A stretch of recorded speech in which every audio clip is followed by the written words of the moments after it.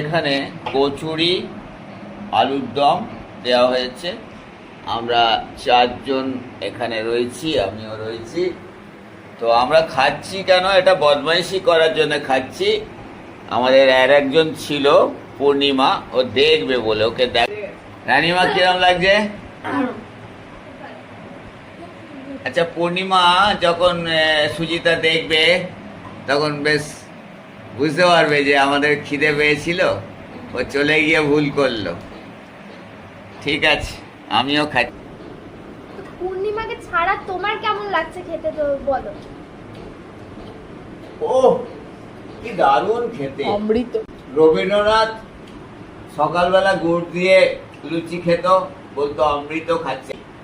কচুরি দিয়ে আলুর দম খাচ্ছি, পূর্ণিমাকে ছাড়া।